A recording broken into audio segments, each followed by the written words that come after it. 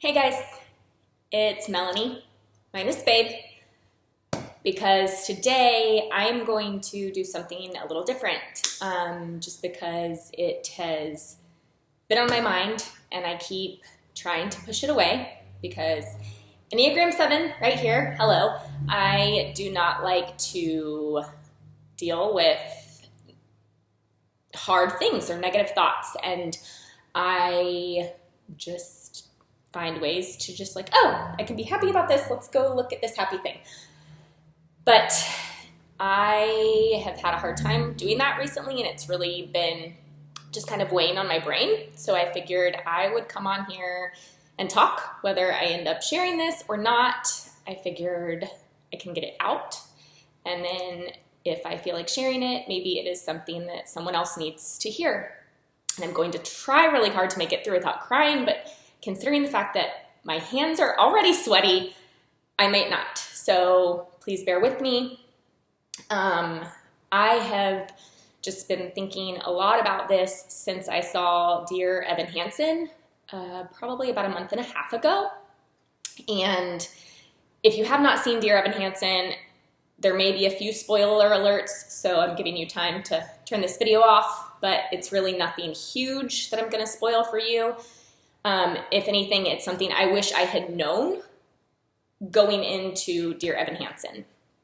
So I knew that the play was about some hard stuff, and this kid kind of gets into a situation that he doesn't know necessarily how to get himself out of.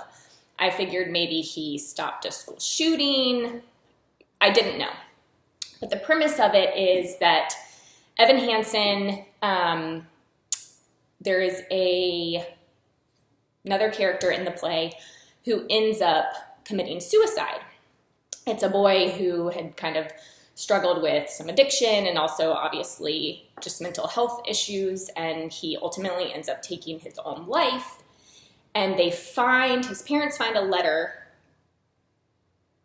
that they believe shows that Evan Hansen was his one and only friend. But the premise, a lot of the musical takes place surrounding this family that is dealing with the loss of their son and a brother. There's also a female character in Dear Evan Hansen who is the boy who committed suicide. It is his sister. So I had no idea that that was going to be the large premise of Dear Evan Hansen. And for those of you that have watched us for a while and followed our journey on the road, you may not know this, but I lost a brother, not to suicide, but to a drug overdose. And so having really no idea that that was coming, watching this family kind of walk through the death of their child and brother, I lost it. I was a hot mess, like I'm about to become. But I was a hot mess, basically starting pretty early on as I watched Dear Evan Hansen. And there is one thing I am thankful for, and that is the fact that my mother was not the one sitting next to me. Usually she would be. They are her Broadway touring tickets. They're her tickets. And usually she and I go to the plays together, but she was out of town. So my best friend went, and thankfully she was the one sitting next to me, because had it been me and my mom, we would have I don't know if we would have made it. But we made it through, and there's a few things that just stick out to me and come to mind as I was watching it. And there are things that I've thought so many times about sharing or talking about, but like I said, Enneagram 7, I don't really want to. After John Wayne, that's my brother, after John Wayne passed away, I posted and shared a good bit about kind of processing things as we went through different holidays and things like that without him. but it's been a long time since I've processed any of that. And so I just kind of wanted to share one of the things that was hardest for me watching it. Was watching Dear Evan Hansen was obviously the character of the sister. And the sister is this popular student. She's Dear Evan Hansen, well, I guess Evan Hansen, really likes her. And that is ultimately how he is linked to the brother, is because of a letter that he had written to himself about the sister. And so the sister and Evan Hansen kind of form a relationship, and they're processing through this. The sister is processing her thoughts, and I knew that it was probably coming at some point. Like, as soon as I found out that the family, first you see the parents, but you know the sister, something to do with the sister is coming, and her processing this, the death of her brother. And one of the things that you find out at the beginning of the play is that she and her brother have kind of they have a hard relationship. She's angry for a lot of the attention he gets because of his addictions, because of his poor behavior choices. You see that early on in their relationship. And then after he dies, she sings a song that, just from my experience, I went back and actually read the lyrics, and they were a little different than the way I was feeling, but she basically sings a song kind of saying, how am I allowed to be someone who is grieving the death of my brother, when so much of me hated him, had a hard relationship with him. And one of the things that is probably one of the biggest feelings that I felt following my brother's death was just looking back on our relationship. There was a lot of love there. A lot. I loved my brother, but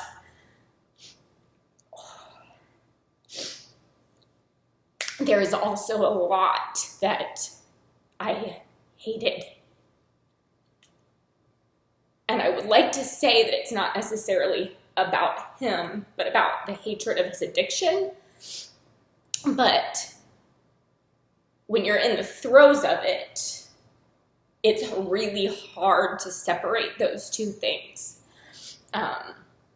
It's Mental Health Month is ending, and for the longest time, I refused to see addiction as a mental health issue. I saw it as a choice. And it's hard because addiction is a disease. It's just very hard to separate those things. And so she's singing about how she should be allowed to grieve when there was a lot she hated. And I still don't know how to fully process those feelings. It's been 5 years, more than 5 years, and I don't know how to fully process those feelings still. And I'm working through them, and I don't know if it ever really ends. Grief is just something that you kind of learn to live with and learn to work around, I guess. But for me, and I share this in case you're feeling this way too, I have come to think that it is okay to have hated so much of, I guess, the addictive nature that brought on so many sides of both my brother, and then because of that brought out so many sides of myself that I didn't like. So it's okay to hate that, but it's also okay to grieve however you need to. And for me, that looks a lot like getting in an RV and going clear across the country, guys. That's what I did. I stayed, I was here. I kind of took up the mantle because that's the role I played. I tried to keep everything peaceful. I tried to make sure the waters didn't get ruffled. I don't know what the word is, but so after he died, I kind of kept that role for a while, but then there was nowhere to put it. And so I had to kind of reevaluate myself and my codependency issues. I remember telling my best friend that my therapist was like, "Oh, you have issues with codependency." And she was like, "No, you don't." Because I was never, and I'm not very codependent in at least the relationships I choose. Like my relationship with Andrew is in no way codependent. So she was like, "What?" And then she thought about it a little more and she said, "Oh yeah, I guess like your family of origin, those relationships, I definitely have and had codependency issues there." So in order to pull myself away, off my little Enneagram 7 self went to explore the world. When we decided to come home, I think that's also probably been why it's been pretty hard to get settled back in is, you come back and you put yourself back in a place where a lot of hard things happen. And hard things are going to happen. There's nothing you can do about that. It's just the way you go through dealing with them.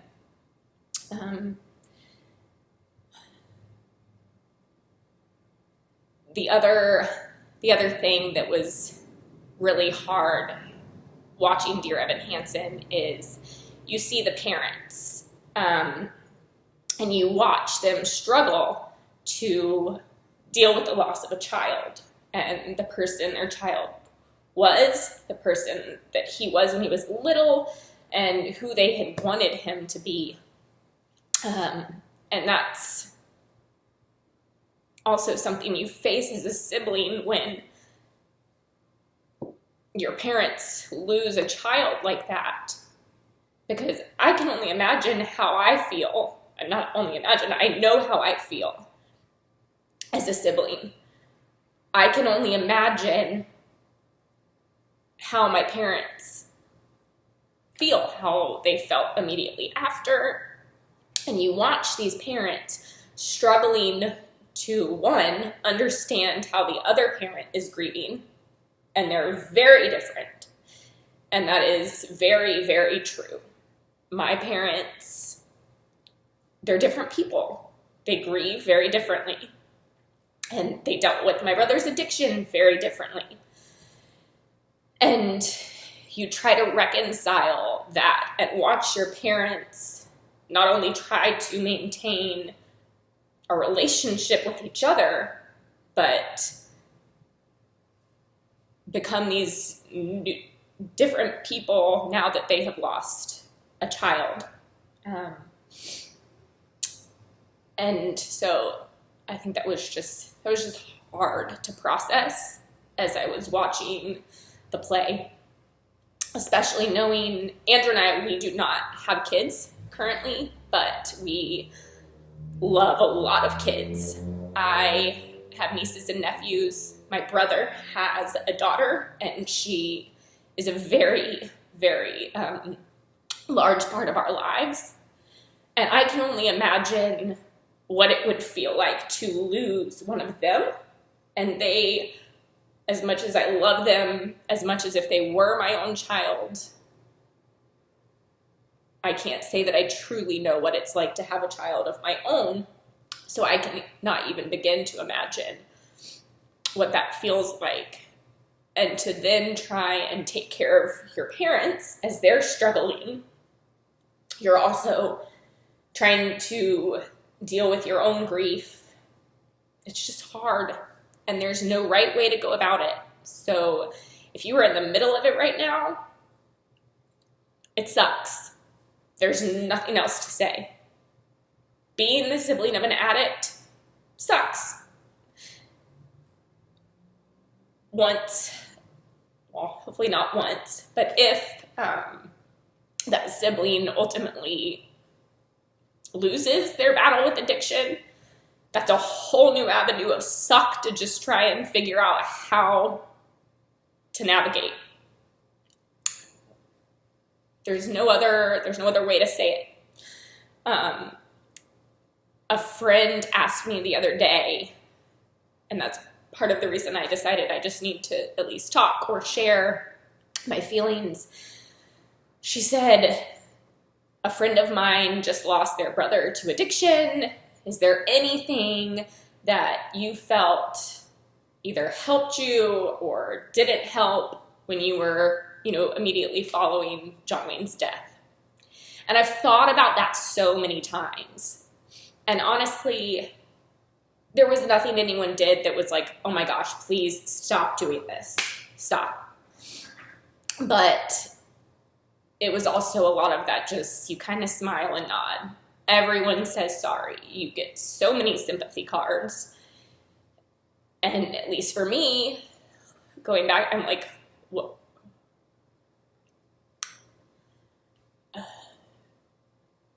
It was nice to feel thought of. And it was nice to know that there's people caring about you. But you also just want to scream. And you want to say, yes, you're sorry. But what I think I really wish people would say is it sucks.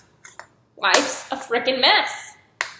And we're all kind of walking and learning and working our way through it all. And so having someone to just kind of come and even just sit in it with you for a while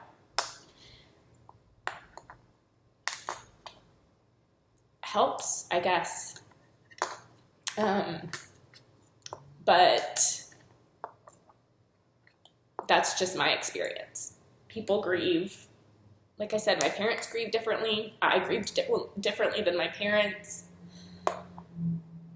The other thing, there was one other point in Dear Evan Hansen when the sister and Dear Evan Hansen are, I don't know why I keep calling him Dear Evan Hansen. His name is Evan Hansen. They are sitting on her bed, his bed, a bed, and he's wanting to talk about her brother. And she just says, no, I want this to be me and you. This is me and you. This is me being here with you. And there was so much realness in that because that's the way I processed things after sweating into my eyes. Oh. That's the way I processed after John Wayne died. I didn't want to talk to Andrew about it. He was very much involved in it. I mean, he was my husband. He was walking through this with me as I'm dealing with the death of my brother. But I can remember walking into the hospital room because my brother was actually on support or whatever, life support for a few days. My mom was out of town, so she had to get back. And I remember I had left the room for a minute and walked in, and he was sitting in there alone with John Wayne. When John Wayne was in the bed, and he was crying. And I remember thinking, I didn't know how to help him grieve through that. And he never asked me to. If anything, I think he was wanting to not be seen, because how are we supposed to walk through that together? And so instead, we didn't really process a lot of my feelings with him. I processed them in other ways with other people, but he was what I allowed to be my safe place, my place where I didn't really, he knew. We didn't need to talk about it. Instead, he got lobsters, and we ate lobsters one night. The real lobsters, like not the ones that you just pick up the tail. The real lobster, we have to cook the whole thing. He and my brother-in-law brought them home, and we made them, and that was, I think I remember that being one of the first times I genuinely smiled and laughed during the first few months, weeks. I don't know. Everything's a blur. For me, looking back, there's a couple pinpointed moments, but for the most part, it's all a blur. You'll walk through grief and you won't even know when you've seen the other side, because there really is no other side. At least for me, there's just a different life after. And once you kind of learn how to work with it side by side, everything kind of starts to clear.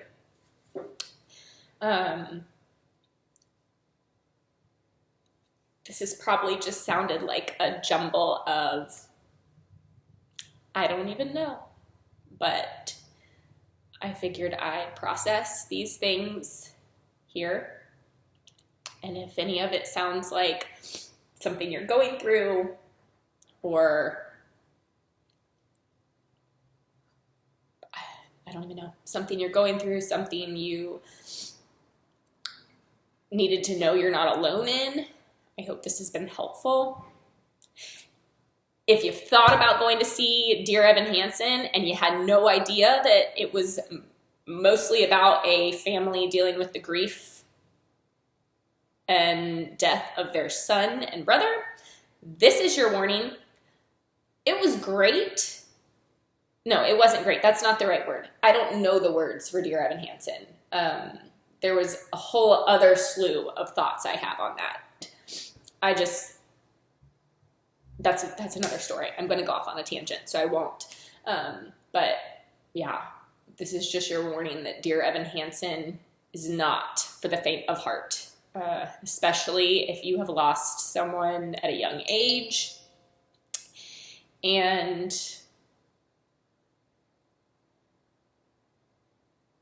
to suicide or addiction or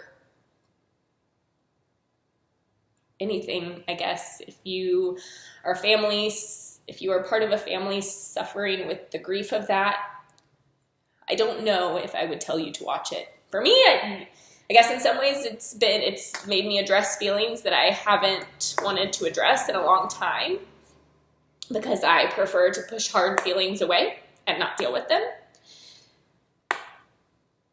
Yeah, I don't know how to end this video. I'll just keep going. So I'm going to just say that's it for now. And if I'm a mess, I am a mess. So I'm not going to say I'm sorry. I've also told myself that I'm going to stop apologizing for a lot of things. If it's not something I should be sorry about, I'm not going to be sorry for it. And I think that that's something that, see here, I'm rambling again. And so that's it. I'm going to just end this video and say that if I actually post this, which I'm not sure I will, but if I do, and you needed to hear it, or you need someone to talk to or ask questions to, if you're just starting the grief, you're welcome to message me. That's the end of the video. All right. Thanks for listening. Bye.